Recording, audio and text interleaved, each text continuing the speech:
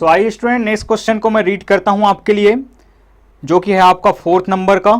किसी स्तंभ के पाद, फिर से कौन स्तंभ, एक स्तंभ आपको मिल रहा है, उसके पाद से 15 मीटर ऊंचे एक भवन के शिखर का उन्नयन कोण कितना है, 30 अंश है, तथा भवन के पाद से स्तंभ के शिखर का उन्नयन कोण क्या है, 60 अंश है। तब स्तंभ की ऊंचाई ज्ञात कीजिए। तो फिर से, किसी स्तंभ के पाद से 15 मीटर ऊंचे भवन, तो भवन की ऊंचाई यहां पे दिया गया स्टूडेंट। तो आइए सबसे पहले इन दोनों पात्रों को हम चित्रों में यहां अंकित कर लेते हैं कि सबसे पहले किसी भवन के स्तंभ के पाद, तो स्तंभ बना लेते हैं हम कि मान लीजिए कि ये कौन है, स्तंभ है। ए बी अगर स्तंभ है ए बी, तो इसके सामने कौन है, एक भवन है।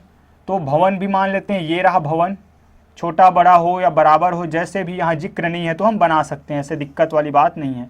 भवन हमने बना लिया। अब भवन की ऊंचाई दिया गया है 15 मीटर, तो 15 मीटर हम दे देते हैं, 15 मीटर है। इसका नाम दे देता हूँ मैं पी क्यू, इसका नाम मैं दे देता हूँ पी क्यू। अब फिर से ऊंचे भवन मिल चुका है। भवन के शिखर का उन्नयन कोण 30 अंश है। कहाँ से, किसी स्तंभ के पाद बिंदु से 15 मीटर ऊंचे भवन के शिखर का उन्नयन कोण 30 अंश तथा भवन के पाद बिंदु से स्तंभ के शिखर का उन्नयन कोण 60 अंश है।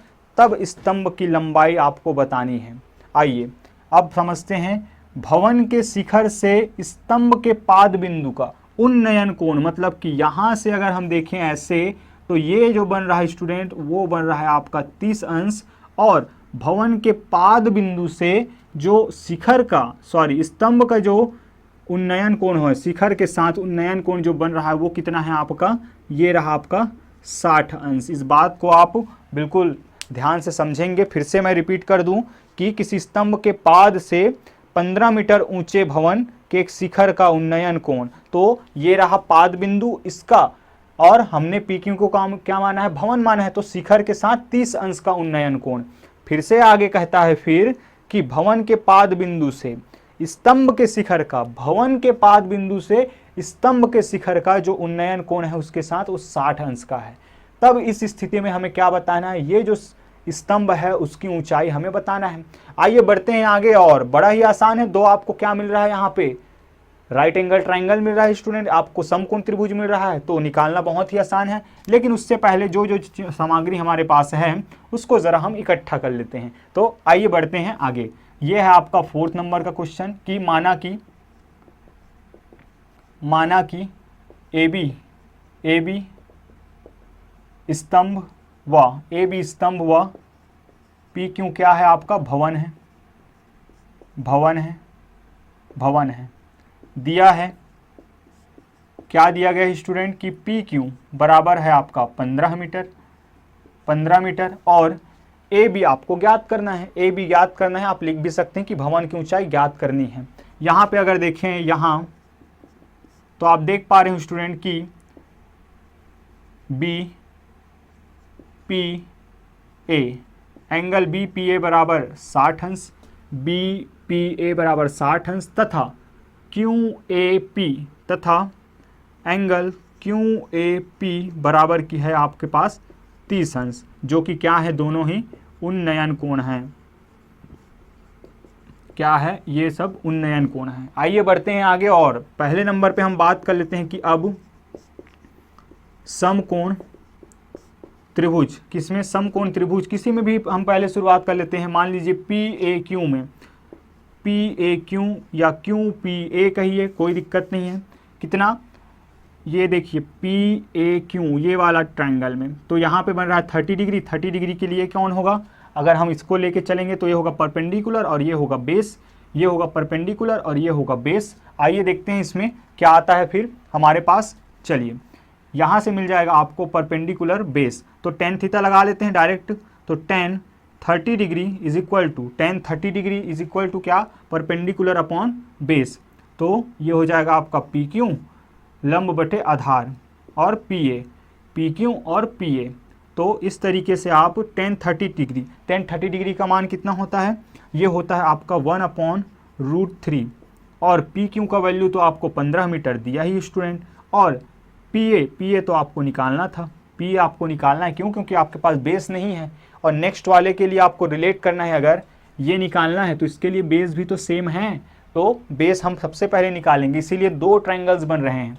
तो यहाँ से आपको मिल जाएगा इस तरीके से पी ए बराबर क्रॉस मल्टीप्लाई करेंगे तो ये मिल जाएगा आपका 15√3 मीटर, 15√3 मीटर। इक्वेशन नंबर 1 बना दीजिए।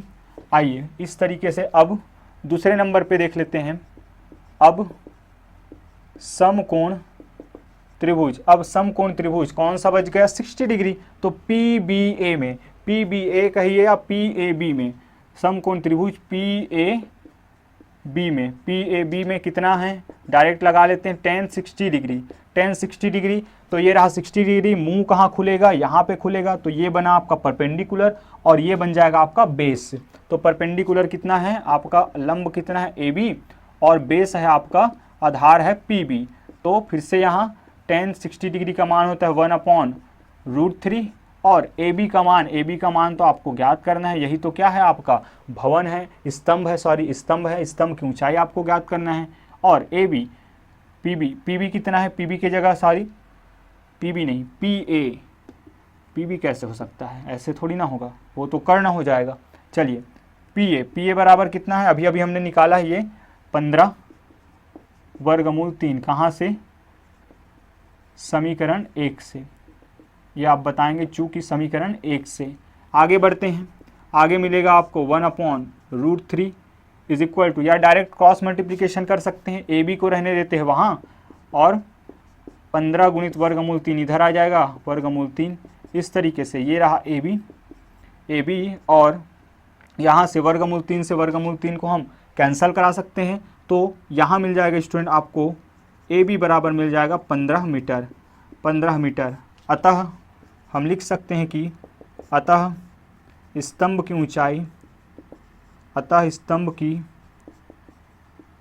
ऊंचाई AB बराबर 15 मीटर, या आप हिंदी में भी पूरा शब्दों में ही लिख सकते हैं कि 15 मीटर प्राप्त हुआ है। एक बार ज़रा मैच ज़रूर करेंगे हम कि दोनों क्या आता है स्टूडेंट आपका।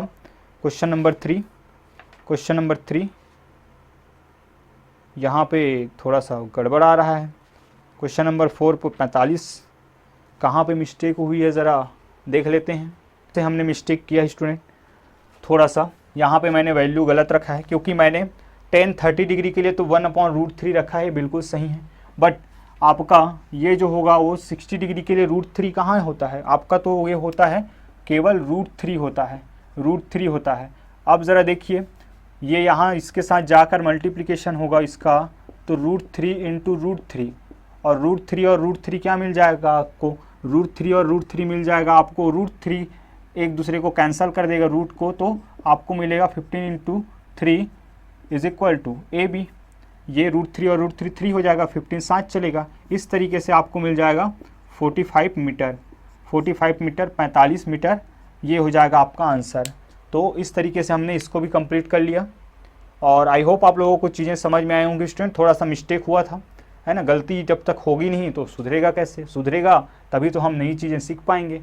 चलिए बढ़ते हैं आगे इसी के साथ कुछ और नई चीज़ों को सीखने, जो कि है आपका क्वेश्चन नंबर 5, एक अलग पैटर्न, अपने आप में एक मज़ेदार पैटर्न है स्टूडेंट्स। तो चलिए बढ़ते हैं आगे।